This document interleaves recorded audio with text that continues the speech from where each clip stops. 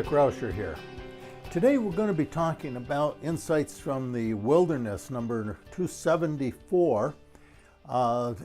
This is part 2 of our ongoing article. We did part 1 2 weeks ago.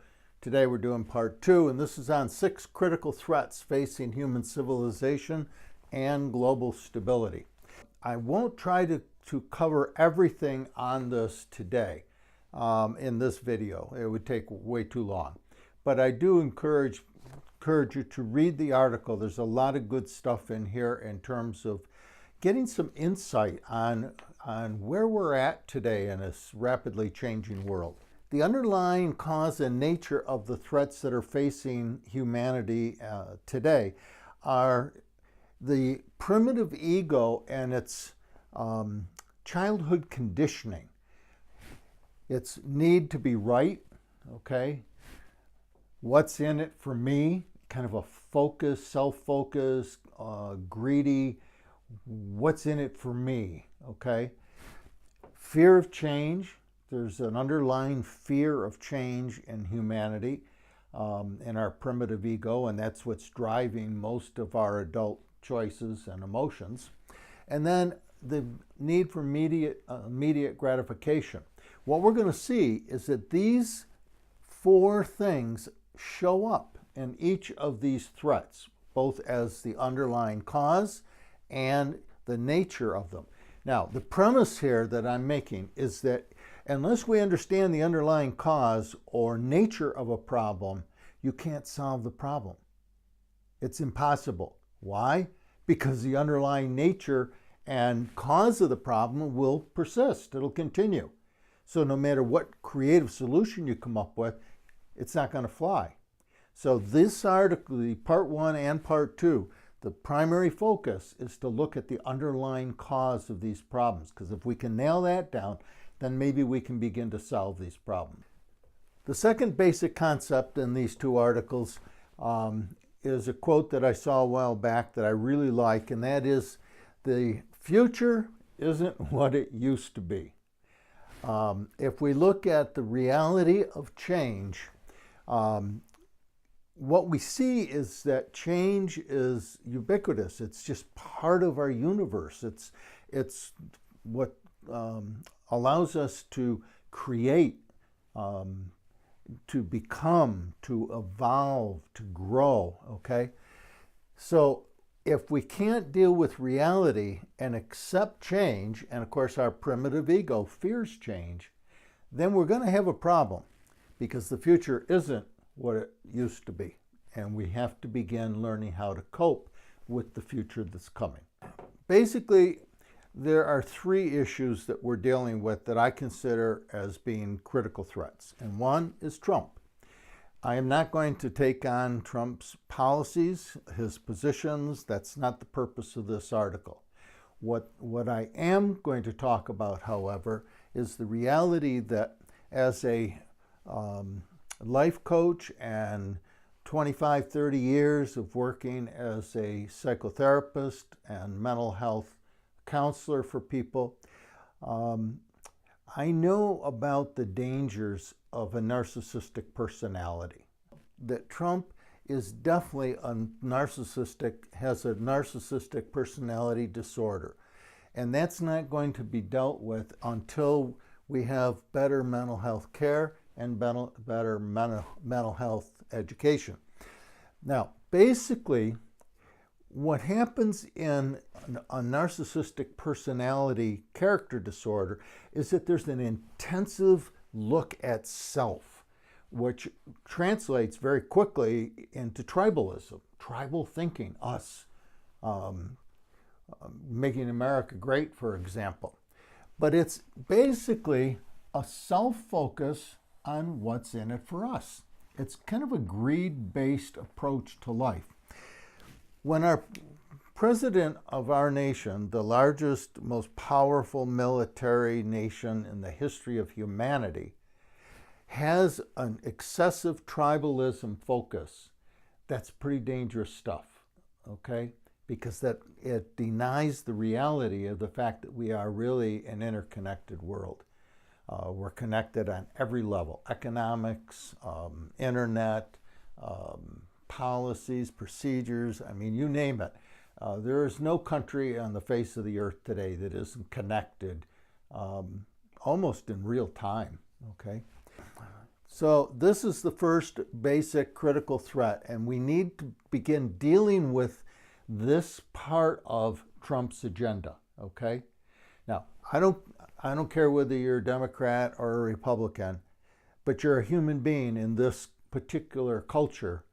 And therefore, I think it behooves all of us to be better educated as to what a narcissistic personality disorder looks like, so that we can understand what we're seeing and hearing and all these tweets and the things that are upsetting people today, okay, about the Trump presidency.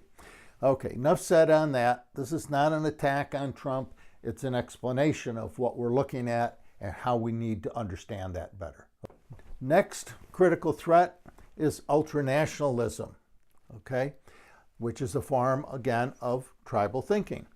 And again, this is what's being promoted in our political system today. The danger with tribal thinking is that it shuts down diversity, okay, and it's fear-based.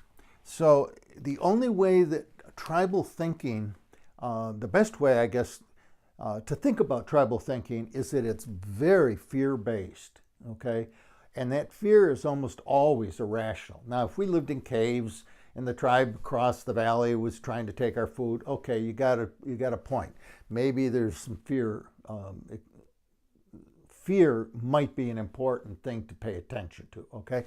But in a global world, the fear is way overblown. It's overdone in our culture today. And it threatens to shut down diversity by becoming ultranational. In other words, we're shutting out the rest of the world, okay? Can't do that in an interconnected world, okay? And the article goes into that in some detail. I think you'll find it kind of interesting. Okay, the third is American imperialism. This is the never-ending war. Many people say that we have been at war. We are a military nation at war basically since World War II. We've really never stopped fighting, okay? And the problem is that it's a form of tribalism again, or ultranationalism. It's kind of us versus the rest of the world. Now, we don't go into these wars with that focus. We're going in to eliminate terrorism. Our stated objectives, of course, are never met. What we do end up doing is creating a great deal of global crisis, okay, that's now getting exported back to us. A lot of pain for people around the world, particularly in the Middle East. A lot of disruption and suffering and hunger.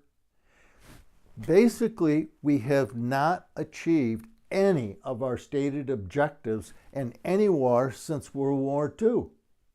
It's kind of sobering when you stop to think about it, especially when we spent $6 trillion just recently in the last 2 decades trying to eliminate terrorism, which is an ideology basically, but every bomb we drop, we create more terrorists, okay? That's a reality. So the American imperialism is nothing more than a self-focus, basically a self-focused on what's in it for us. We are right, we don't like change, and we want immediate gratification right now, okay? But if you stop to think, and I point out in the article, $6 trillion could have gone a long ways to bringing peace to the world, not building bombs, okay? Here are things that are not optional in our dealing with these 6 critical threats. One is that we have to tame our collective primitive ego. In other words, our childhood conditioning that allows us to need to be right, what's in it for us, fear of change, and immediate gratification. Second, Americanization. And what I mean by that is, think about it. We have 350 million people in our country. We have maybe another 100 or 2 in Europe. that are enjoying the Western standard of living, middle class standard of living. Unfortunately, we are now an interconnected world, okay? And we now have roughly 10 to 12 billion people, at least we will have in the next few years, who all want the middle class lifestyle of the Western world. And we're already running out of resources. We're already polluting the world. We're already at war with nature, okay? Basic point I'm trying to point out here is that the Americanization of 12 billion more people on the planet is absolutely not possible. That's not a difficult problem. It's an impossible goal, okay? So somehow we're going to have to deal with that. We need to begin to focus, because we are an interconnected world, we have to begin to focus on mutual good and mutual benefit and the reduction of a carbon-based energy source, okay? If we look at those two, then what we're saying basically is we know we need a new economic system.